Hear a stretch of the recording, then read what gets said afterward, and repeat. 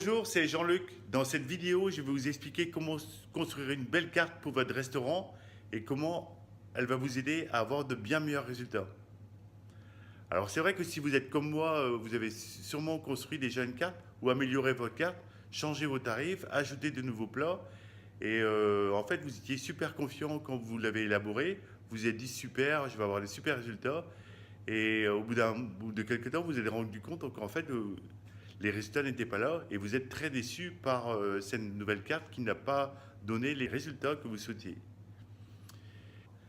Et c'est vrai que quand on construit sa carte, en général, on va piocher un peu ces informations, on construit tout ça, on modifie les prix et on pense en fait qu'on va avoir de bien meilleurs résultats, sinon on ne le ferait pas. On pense avoir de bien meilleurs résultats, et on est très confiant en fait. Et au bout de quelques temps, on se rend compte en fait que rien n'a changé et qu'on est toujours au même point qu'avant. Et c'est assez décevant. Pourquoi en fait on se retrouve dans ce genre de situation? Mais c'est souvent parce qu'on utilise, on utilise de mauvaises techniques, on s'y prend un petit peu mal. Parce que c'est vrai que c'est beaucoup de travail de construire une carte, parce qu'il n'y a pas que l'élaboration de la carte. Si on l'imprime nous-mêmes, on doit aussi l'imprimer, on doit préparer la nouvelle carte, on doit l'afficher sur nos menus, sur nos porte-menus, on doit l'expliquer au personnel, en cuisine, en salle. Et c'est vrai que ça demande beaucoup de travail avant de pouvoir finaliser ça. Et souvent, on est un petit peu débordé et on se concentre peut-être pas assez sur l'élaboration de la carte elle-même et sur la fixation des prix. Et comment est-ce qu'on s'y prend? Ben, en général, on regarde un petit peu ce qui se fait ailleurs, peut-être trop ce qui se fait ailleurs, et du coup, on croit copier en fait les bonnes techniques et les bons plats en fait qui marchent dans les autres restaurants. Et en fait, on est peut-être en train de copier ce qui ne marche pas dans les autres restaurants. Et le problème, il est là, c'est que quand on copie, eh ben on peut copier ce qui est bon, mais on peut aussi copier ce qui est mauvais. Et souvent, on fait les deux, et au pire, on ne copie que ce qui est mauvais. Et donc, la, la bonne manière en fait de faire, c'est plutôt de en fait travailler sur ses propres ventes.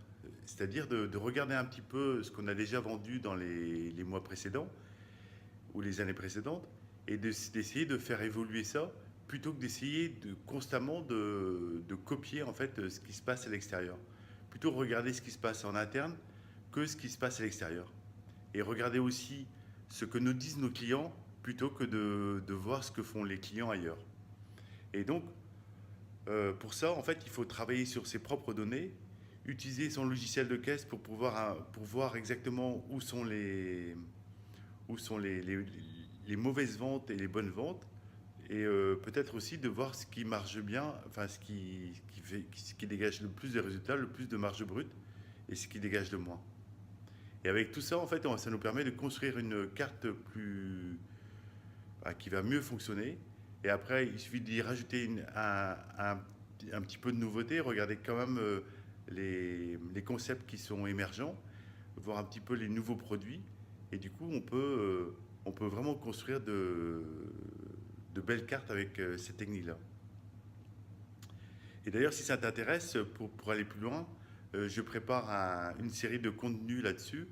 Et je vais aussi vous parler je vais aussi vous parler d'un outil que j'utilise et qui permet de mieux appréhender tous ces statistiques-là pour vous aider à construire une carte beaucoup plus efficace.